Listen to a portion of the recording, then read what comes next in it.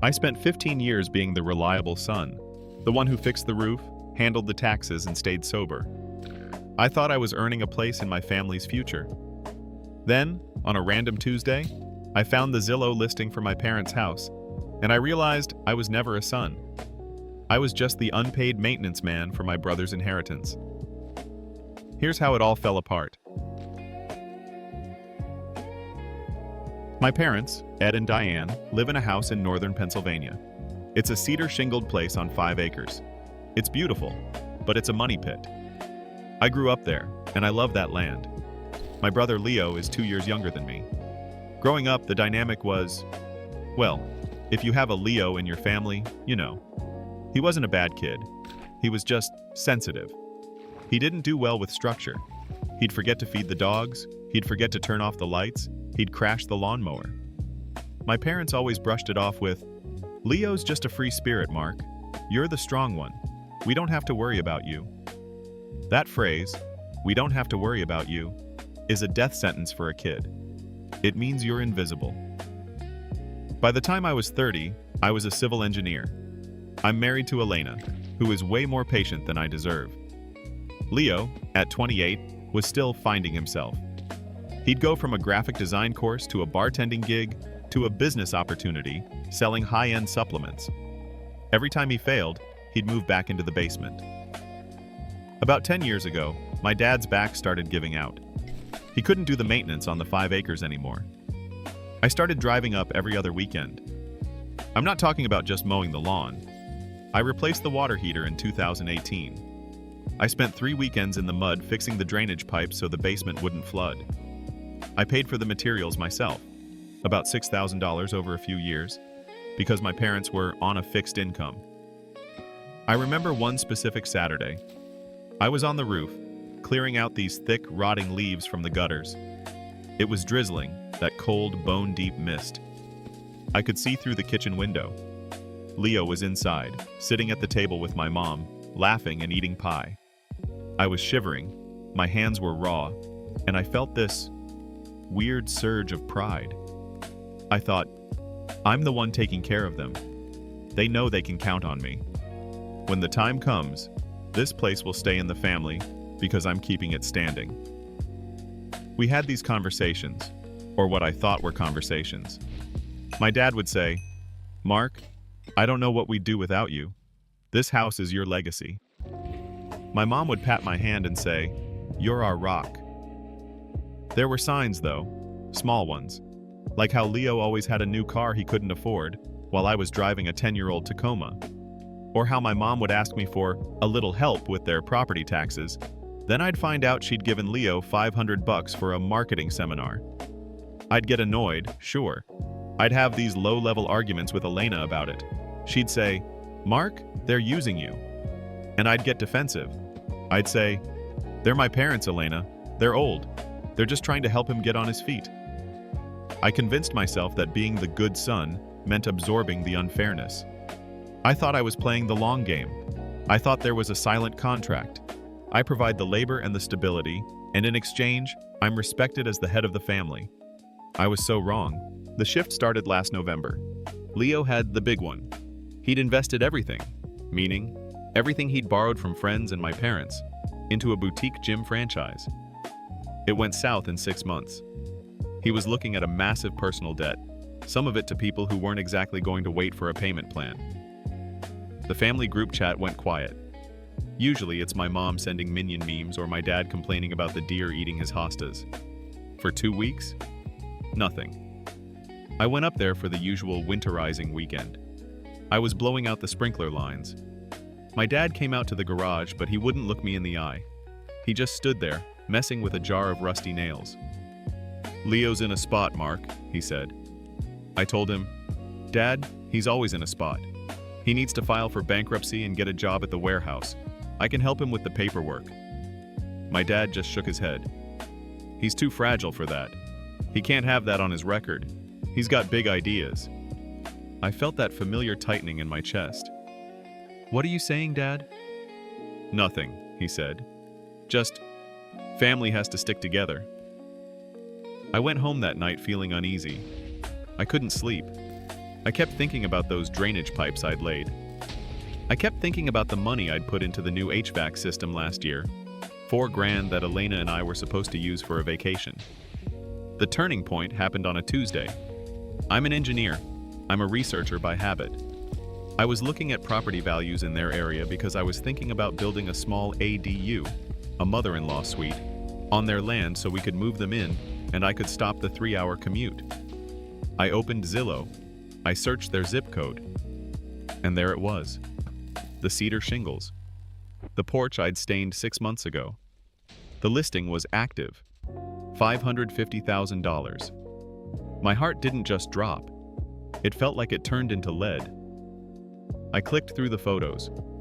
They'd used the ones from the appraisal I'd helped them pay for. They hadn't even told me. I called my mom. My voice was shaking. I'm a grown man, 40 years old, and my voice was cracking like a teenager's. "Why is the house on Zillow, Mom?" There was a long silence. I could hear her breathing. Then, "It's a family decision, Mark." "I'm family!" I shouted. I never shout at her. "I've spent every other weekend for a decade working on that house. I paid for the roof. Why didn't you talk to me?" "Leo needs the liquidity," she said. Her voice changed then. It went from guilty to defensive, real fast. "He's our son, Mark.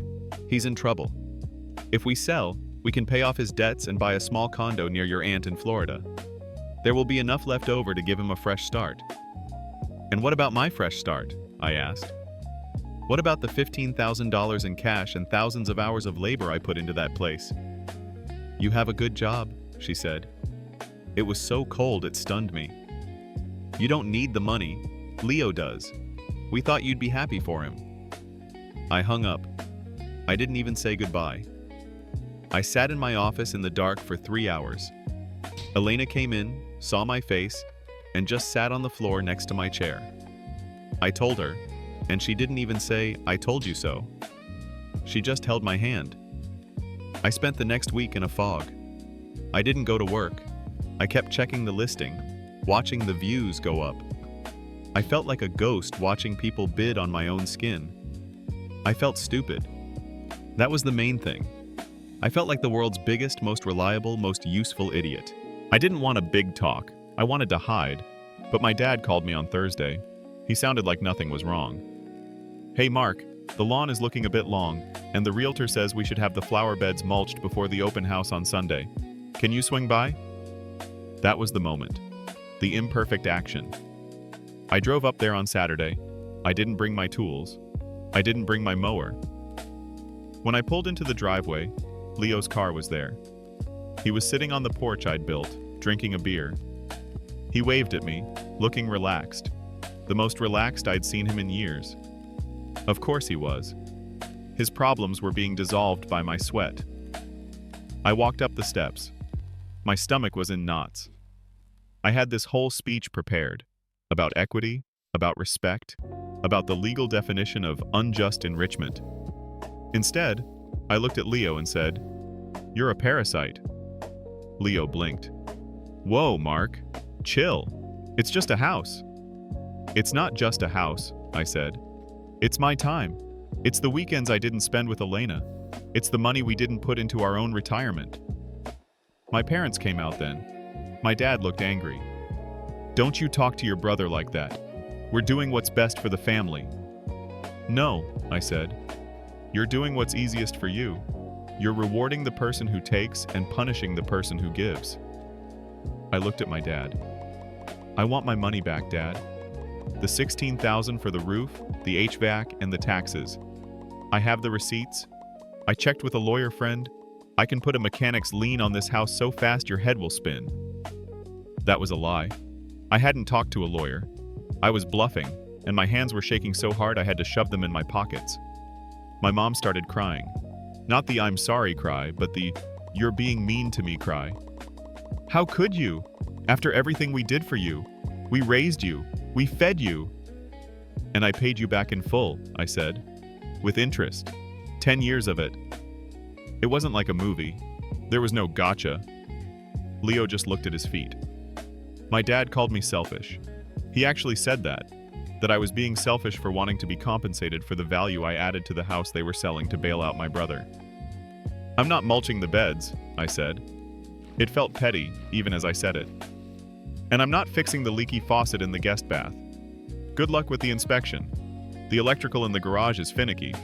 I'm the only one who knows how to reset the breaker without blowing the whole circuit. Figure it out." I walked away. My dad followed me to the truck, yelling that I was disowning my own blood over a few dollars. I didn't look back. I drove 3 hours home in total silence. No radio, nothing. I got home and threw up in the bathroom. The adrenaline crash was brutal. The house sold in 3 weeks. They got full asking price. They didn't pay me back. I thought about the lien. I really did. I sat with the paperwork. But Elena and I talked, and she asked me a question that changed everything. "Do you want the money, or do you want to be done with them?" If I sued them, I'd be tied to them for years in a bitter, toxic legal battle. I'd be the evil son in the family story forever. I decided to be done. The immediate aftermath was messy. My aunt called me to tell me I was breaking my mother's heart. My cousins stopped liking my photos on Instagram. It's funny how the reliable one becomes the villain the second they stop being useful. Leo messaged me a month later. It was a Venmo request for $200. No text, just a request. The caption was, "Short on rent? Help a brother out? I know things are weird, but we're fam." I blocked him. I didn't just decline. I blocked his number, his email, everything. My parents moved to Florida in January. They sent me their new address on a postcard. I didn't send a housewarming gift. I didn't call on Christmas. That was the hardest part. Sitting in my living room with Elena, the house quiet, knowing that 3 hours away, there was a house I knew every inch of, and I was no longer allowed in its history. I struggled with guilt. I'd wake up at 3 a.m. thinking, maybe I should have just let it go. It's just money. They're old. But then I'd remember the way my mom said, "You don't need the money," and the anger would come back, fresh and hot. I started seeing a therapist. I told him I felt like I'd lost my identity. I was the guy who fixes things. If I wasn't fixing their lives, who was I? He told me something that stuck. "You weren't fixing their house, Mark. You were trying to build a cage where they'd have to love you. You can stop building now." It took months for that to sink in. It's been 18 months now. My parents are in Florida. From what I hear through the grapevine, mostly my cousin who still talks to me, the fresh start for Leo lasted about 6 months. He spent his portion of the house money on a crypto mining operation that went bust. He's currently living in their spare bedroom in the condo, and my mom is complaining that he won't help with the groceries. Part of me, the petty part, wants to laugh. I want to say, "I told you so." But mostly, I just feel a profound sense of relief that it's not my problem. I spent my first free Saturday in a decade actually doing something for me. Elena and I went hiking. We didn't have to check the weather for roofing conditions. We didn't have to worry about drainage pipes. We just walked. My relationship with my parents is cordial but shallow. We talk once a month for maybe 10 minutes. We talk about the weather in Florida. We talk about Elena's job. We don't talk about Leo, and we don't talk about the house. There's this massive elephant-sized hole in our relationship where the truth should be. It'll probably stay that way until they pass. I still have a folder on my computer. It's labeled The House. It has all the receipts, the photos of the progress, the scans of the tax bills I paid. Sometimes I want to delete it, but I don't. I keep it as a reminder of what happens when you try to buy a place at a table that was never set for you. I'm not the reliable son anymore. I'm just Mark. I'm a guy who has a nice garden at his own house. I'm a guy who spends his weekends with his wife. I'm a guy who learned the hard way that family isn't a debt you pay. It's a mutual investment. I still get a little twinge of sadness when I see a cedar shingled house. I still wonder if the new owners know about the specific way the basement door sticks in the summer. But I'm okay. I'm not perfect, and I'm still a little bitter, but I'm okay. Looking back, I don't know if I made the right call by walking away so harshly. Maybe I could have been more diplomatic. Maybe I could have handled the confrontation better. but it was the only call I could live with. I had to stop the bleeding. If you're the reliable one in your family, the one who handles the crises and the chores and the invisible work, do me a favor. Check the Zillow listings. Not for the house, but for your own worth. Make sure you aren't building someone else's mansion while your own foundation is rotting. Because at the end of the day, you can fix a roof, but you can't fix people who only see you as a tool. And that brings this record to a close. You've been listening to Reddit Records. We dig up the internet's most intense stories and bring them to you every single day. If you made it this far, do me a favor, scroll down and hit that subscribe button.